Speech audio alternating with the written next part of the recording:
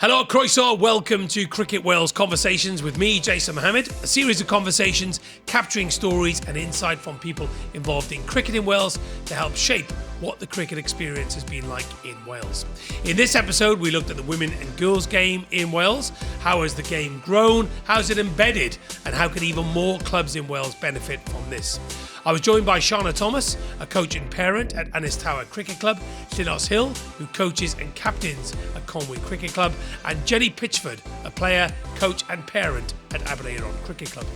The hard work and devotion shown by some of our volunteers in Wales is absolutely incredible. I found Llinos' story of how she trained to be a coach at a young age very inspiring and essential in developing the game in Wales and, crucially, getting more young people involved. So, here we go. Enjoy. Mwynhewch.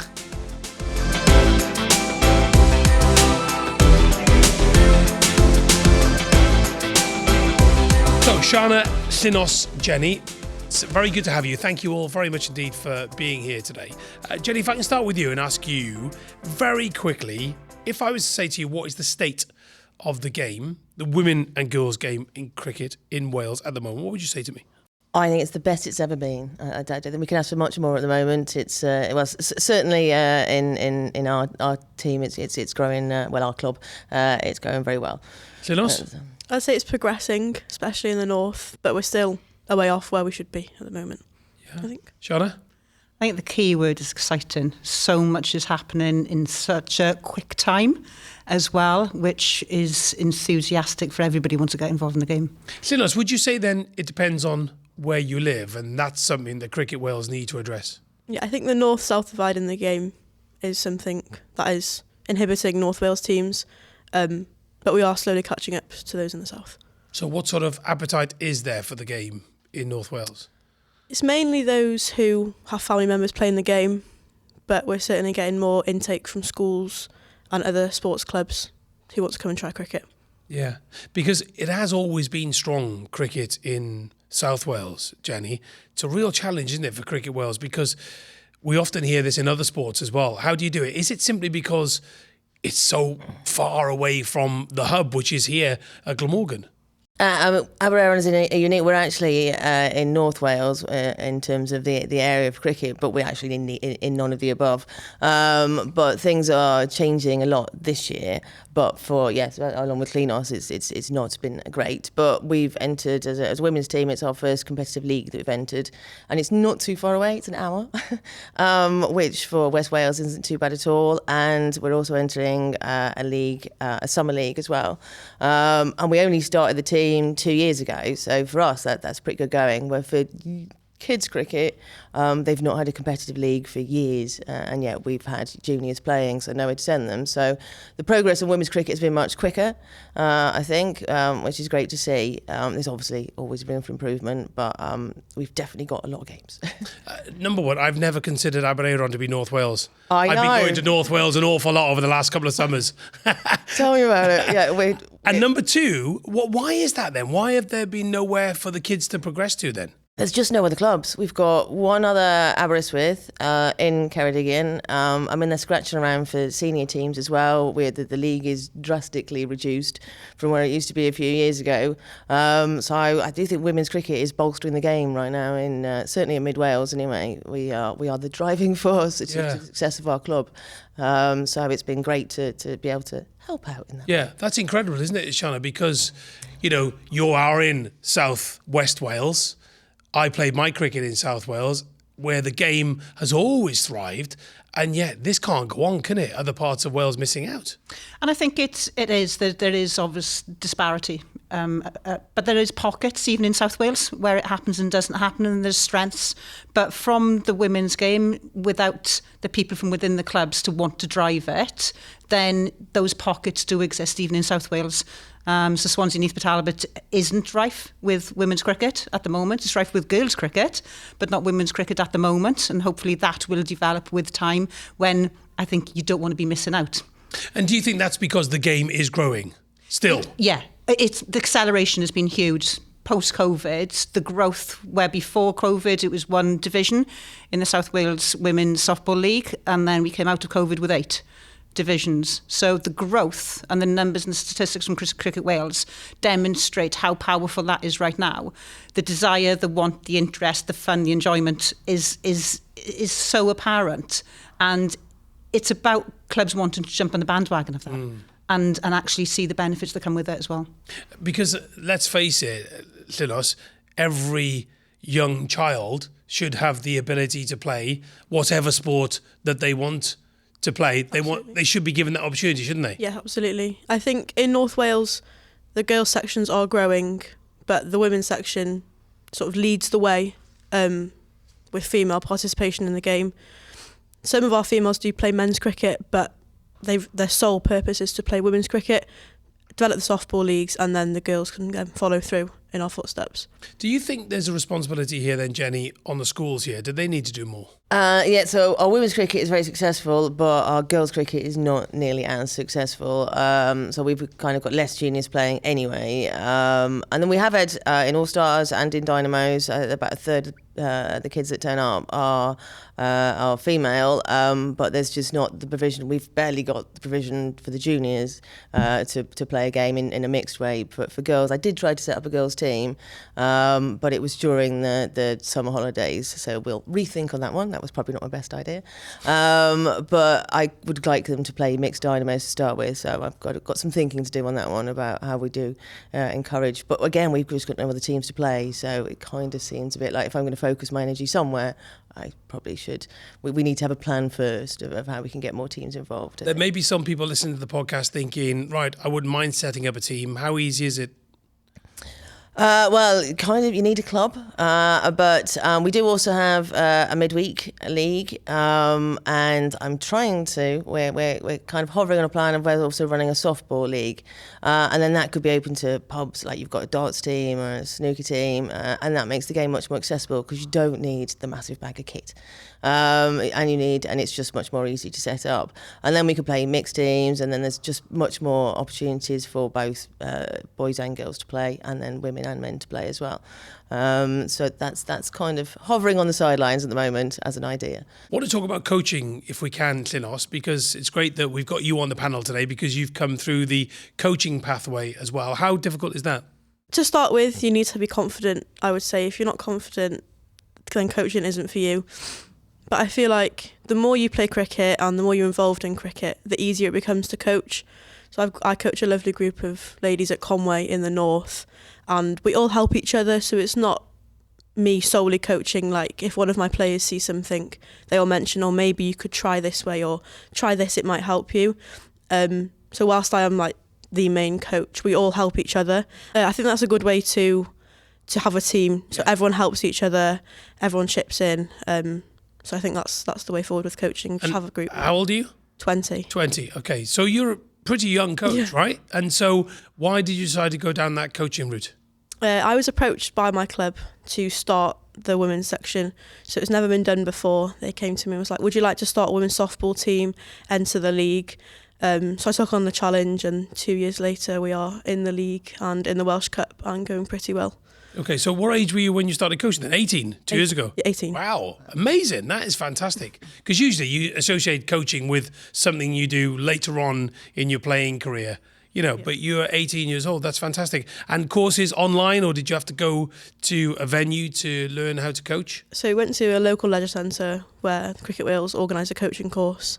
It was over a weekend, so we did that, and then we got our qualification. Fantastic. Would you encourage many people listening to the podcast to get involved? I would 100% recommend it. If you've got a passion for the game, if you want to share experiences, then go for it. Terrific. Shana, any ambitions to do any coaching? Are you a coach? I do coach, yeah. So I'm currently coaching the under-11s girls in the club, which is just fantastic. It's a great group of 20-odd girls that have come through from All Stars and Dynamos in the main.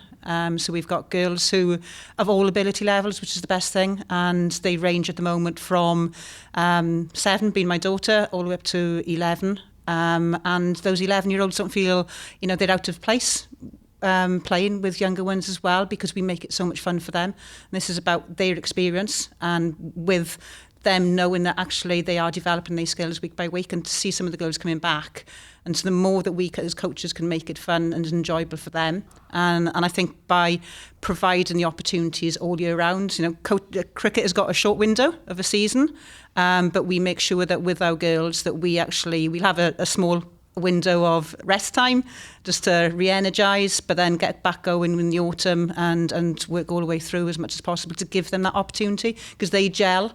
And that, as coaches, we want them to gel as a group, to form those friendships, to want to keep coming back to the club as well.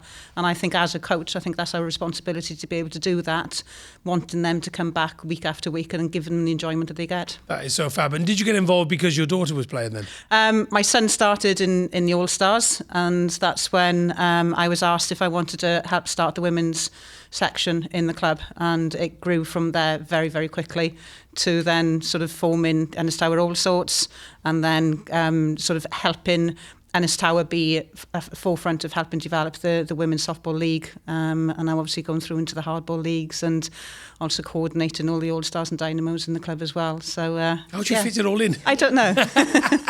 I'm doing the same thing. Because that's the thing, Jenny, isn't it? We've talked about volunteers and how they're the lifeblood of cricket in Wales. How do you go about attracting people into the club and then, perhaps most importantly, making sure they stay? Was that the $1 million question? That is the $1 million question, but we did try to start a women's team a few years ago, and that wasn't nearly successful. But the key last year was a brilliant woman called Rhian, who just seemed to know everyone, and so she recruited just one night on our women's cricket training, we went from 5 and there were like 20 women on the pitch just because she'd put the word out.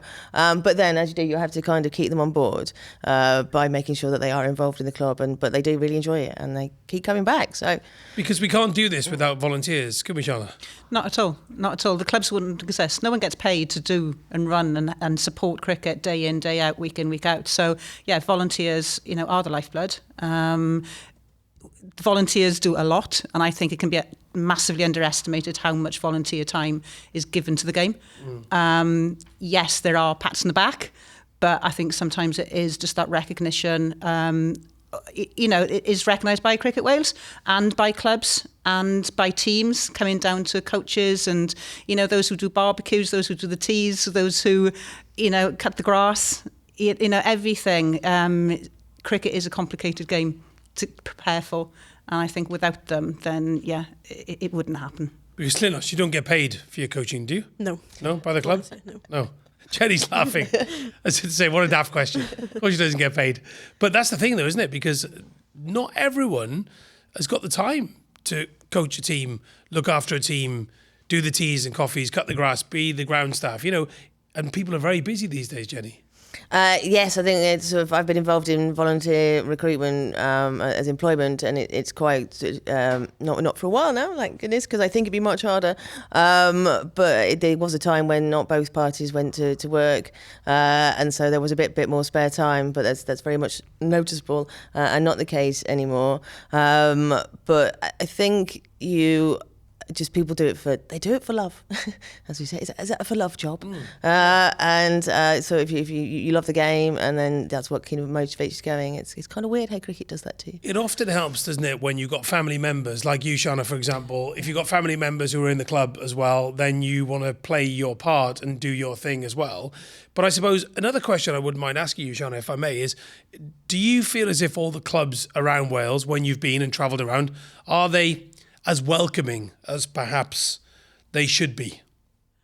Clubs are welcoming. I think everyone knows, what goes into the game, and therefore you are more receptive to how you want to make that environment the most positive experience that can be for anyone coming to your club, and you want to be proud of your club.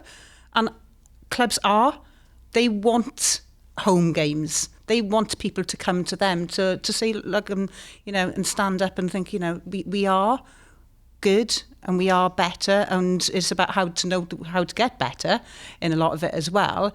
But no, I think, I've never been to a club where I've walked away from that and gone, never going back there again. That's so nice to hear. From a cricket perspective, those clubs I think it's a proud sport, because so much goes into it. And I think where you've got parents who are getting involved in volunteering. It's making sure that they remain within the game for as long as possible. Because once those kids move it up an age group, it's like in any other sport. The parents moving up an age group.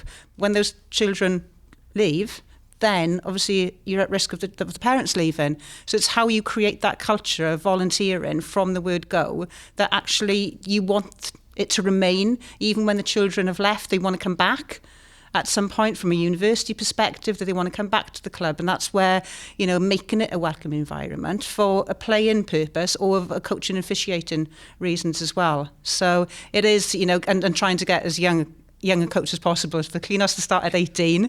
I've got a 16, 17-year-old working with me at the moment with the under-11s girls, and the girls love the young coaches. Yeah. Because it's the role models, is someone to look up to as well, especially if they've had a Welsh cap themselves. Those girls have got somebody to aspire to be like. It's so inspiring that at the age of 18 you decided to do your coaching badges as well. Would you say, Jenny, that in your experience all clubhouses, all clubs you've been to have been welcoming, or have there been places where you've left there thinking, oh, don't fancy going there again? There's been a few games where my son has played, but I think that's just the competitive nature of young men playing sport. But my son, he's 20 now, but he also coaches with our local club, so he plays for a different club, but coaches for us because he had to go to a different club to get the game. So he had to go to one in South Wales, to Bromwith, because we couldn't offer him any competitiveness within his cricket. But he does now come back and has volunteered for our club, which is good. That he hasn't volunteered for the other one. And Llinos, would you say in your experience that you've been welcomed at clubhouses? Would you say that your experience has been a positive one? There's still a few clubs who have the mindset that cricket is the man's game, but luckily now that number has decreased. But there are definitely some clubs that I've been to with the ladies team and with the senior sides that we think, I don't fancy going back there. But it is on the change. There's a lot more people accepting women in the game now and women's facilities. So, well, thank you for being so honest. That's the reason why we're doing these podcasts, because it's important that we hear your experiences. And Shana, that has to change. That has to change, because the image of the women's game is so fantastic at the moment that, cricket has had that image of being a very white, mostly middle-class sport for such a long time.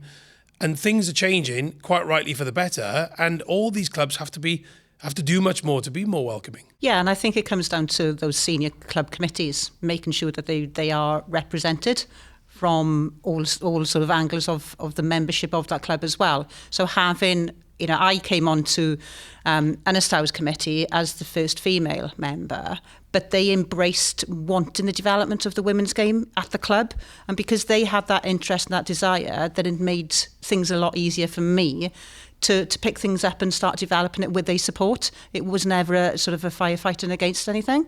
So, that makes it more attractive to want to actually develop. And, if you've got one person wanting to do it, if the club committee is there going, no, it's okay, we're not ready for it, we don't want it. Unfortunately, because there's so many committees, it's a little bit too white, male dominated, that is about changing that culture. And I think that is absolutely happening, but not to the extent it should be happening. Should it be done quicker then, do you think? I wouldn't say quicker, because it needs to be right. Yeah. And it's getting the right people on there to drive it in the right reasons, in the right way. It's not about, ticking boxes, because you're gonna lose the effect if you try and do that. So it really is about just making sure that the club structure is right to be able to develop it in the right format as well. So the people are the key. If without the right people to drive it, then you're hitting your head against a brick wall, unfortunately. And some clubs are ready for it. Other clubs, it could still take another 5 years. And, ideally, they're looking around them, seeing and ideally being jealous of going, well, we haven't got one of those and we want it. So how are we going to do it? And, I've always said, then if a club down the road from me who hasn't got a clue how to start a women's section, I'm not going to be going, you're rivals to us. I'm going to go and help. And, and being open as possible to make sure that everyone gets the experience to do so. And again, celebrating why we're doing the podcast, hopefully there'll be people listening to you, Shana, thinking, right, okay, we're going to change. We need to do something. We're going to look around our committee room and realise, it's exactly not representative of 2023. And I suppose, Jenny, that's the challenge, isn't it, for clubs around Wales? Yeah, I mean, I've been the only woman on the committee for 10 years, I think. I can't remember how long I've been. So it's very nice to not be on my own anymore. So yeah, it's. But I think you're right. I think setting a positive example and being willing to sort of share information will go a long way. And I think you need kind of your shining lights within the community, and things will change. And also for us as a club, it's not just changed kind of the cricket. It's changed our sitting within the community. We're much more. People never really knew we existed before, but now there's twice the number of us, and we're quite loud. Then people know when we're about.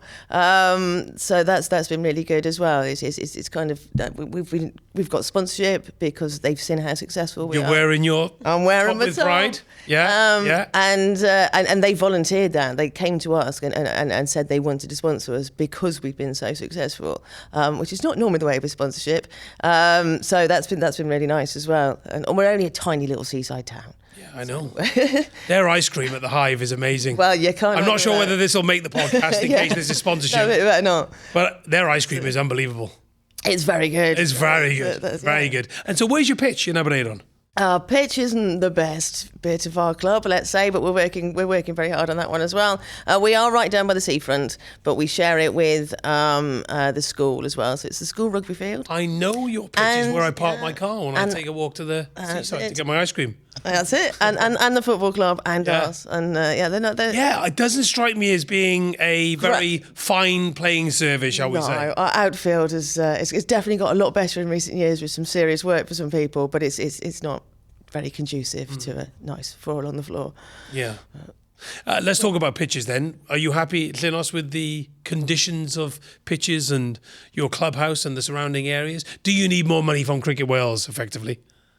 I think funding never goes amiss. I think there's always kit that needs to be bought, machinery, groundswork, tools, etc. that needs to be bought. But we're happy with our pitch. It's one of the best, I would like to say, in North Wales. Our square always gets high marks from away teams, but funding would never go amiss from anywhere. Does it always come down to money, Shana, or can you be creative? You can be creative, but again, like I've already said, it's about the people who make it happen. We're really fortunate that we've got one big grounds team. I think our club got grounds team of the year in Cricket Wales Awards last season. So, we've got representative cricket at ours and they want to come and play. So we're very fortunate. It's just a shame it's not a bigger pitch, or we haven't got two pitches. You always want more. And you always want more money. But you see in the opportunities when they arise, and you've already got that application on the shelf ready for when the funding does come up. And we'd never say no. And we've been really fortunate as a club to gain access to the funding to help us develop from, sort of refurbishing our indoor nets. I think we've just been successful to get some outdoor net funding, to make the club more welcoming, from just signpostage to the club itself from the main roads. All these little things do make a difference to how the club looks, how the clubs feel, and just that friendliness of it as well. So, yes, funding-wise, we always need more. You'll never say no to it. And there's always more that we want to do to be bigger and better. There's a field next door to us that we'd love to own to have a second pitch. But we're in a fortunate position of getting asset transfer from the council to take over the Parks pitch. So that is our second pitch now. So little things like that of working with your local partners in maximising the opportunities to grow the game as much as possible. Like the growing game for us in terms of having the number of senior teams, having 2 women's teams, having all the junior set up, having 100 All-Stars and Dynamo kids there year in, year out as well. So, we need space to manage numbers, to make sure they get the quality and the good experience that they want.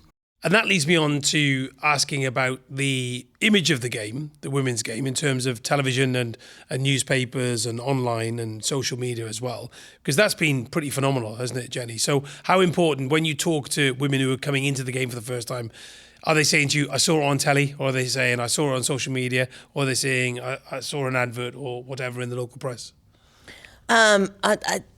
I'll have to be completely honest, and that is not what women say when they join. They come because they can bring the kids. They come because they get to spend some me time. They come before, and I think that is probably much maybe applicable to a younger audience, and that probably is a really good way to bring new players on board. It's certainly important for children, but for our women.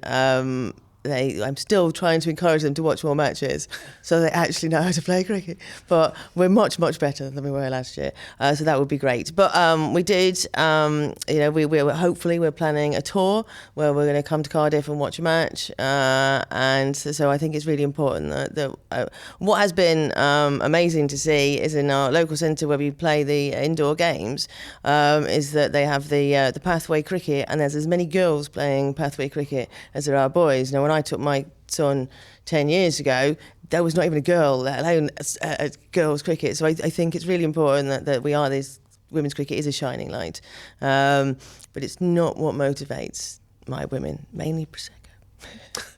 Llinos, for you, we've been watched it on the telly and seen it because it's on terrestrial telly now, isn't it? There's more now on normal telly, as I say, and not you don't have to pay a lot of money for satellite television any longer to watch women's cricket on television. Has that been a driving factor for you?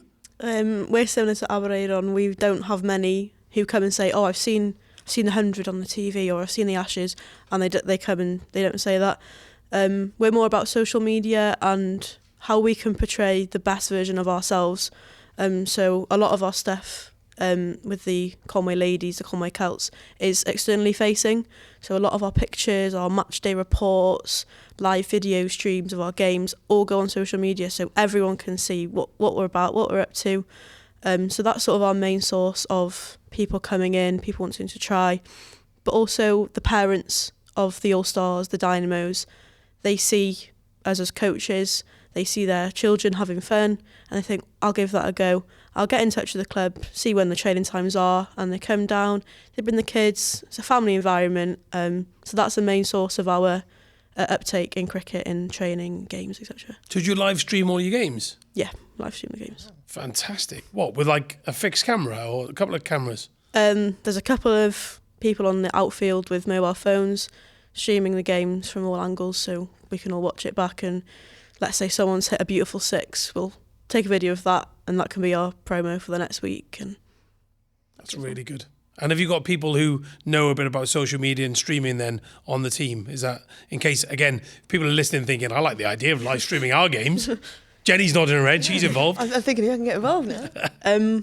Like we're saying, it's volunteers. It's the parents of the children in our team. It's the husbands of the people playing on our games. So it's a club effort. There's no one who's got a degree in filmmaking. It's just who's got a phone, who wants to sit and watch the game from a bit closer than the clubhouse, and we just go from there, really. Fantastic. Shana, are you thinking I fancy a bit of that, or are you live streaming? Are you live streaming it? Yeah, we've got 3 static cameras on our clubhouse that actually stream down onto the pitch from different angles. We've been doing it for a couple of years now, and it is fantastic. So I can be sat in my living room watching the game on YouTube, on the club's YouTube channel. And it makes the difference. And the fact that if you can't be there, or if you just want to pick up snippets, or you just want to watch our team bat, not bowl, or, you can do whatever. And it just gives that, experience without having to be there. There's nothing better than being there and at the ground. But having that as an alternate option to draw people in, especially youngsters. I'd prefer to be at the ground with my kids, not for them to be on their phone watching their game, without a doubt. But it's the day and age and where we live in, and I think it's important that we stay with those times as well. But yeah, for us to bring in to females, I think I'm same as the other two, to be honest. I don't think many of our girls actually watch live cricket. They there for the fun and enjoyment, knowing that they might have started not being able to catch, throw, hit that well, but they come because they love it and they love the social interaction that women's softball has brought. And that's where festivals, what I call them, Prosecco drinking festivals from back in the day, as we all started. That's run a bit dry now, but that's why we all came into the game, is because of the fun of it. So it's not because we saw it on TV and we want to be like that. I'm a little bit too old to aspire to be the next, Skipper Brunts and things like that. But it is about giving that experience to the children as well. So for us, I think it's a lot about word of mouth. And it's a lot about, me going, my friends coming with me, hold my hand kind of thing, enjoying it. And you just draw it more and more in. And through social media is the most powerful tool that we can do to actually attract new on a very regular basis throughout the year as well. Tell your story and then you can draw them in. Yeah. We're going to quickly spin around the table very quickly. I've done this in every other podcast. 10 years from now, Jenny, where do you want the game to be? The game or the women's game? The game, the women's, whatever you want. The game of cricket for everybody. I mean, I think if it just keeps growing at the level it's only a few years ago we all thought cricket was over. And I do think that All Stars has been really important in that. So I think it just needs to keep growing steadily. And that's okay, you're going to grow too fast. And it just needs to carry on being as inclusive as it can be. And that's the way we can reach out to as many people as possible. And it can be both fun and competitive. And I think that's just as important. It's okay to just have fun sometimes. Yeah. Llinos, cricket in 10 years' time, your dream? To be equal, to be inclusive, diverse, everyone on the same page, men, women, boys, girls, and everyone, same page, same game, hardball, softball, whoever you are, all to be the same. Very well said. Shana? Echo the above, without a doubt. To keep growing as we are, to strengthen where we are. The concern is sometimes we grow too quickly and the structures aren't in place to be able to cope with that. So it's definitely making sure that those structures have got good solid foundations to them, and that comes with the right coaching as well. Sometimes, unfortunately, there's not enough of the right level of coaching. Personally, I've only been doing it for a couple of years. Am I going to start developing pathway players? I know I'm not technically and tactically sound enough to do that. So I want to make sure that we can call on the right people when that time comes.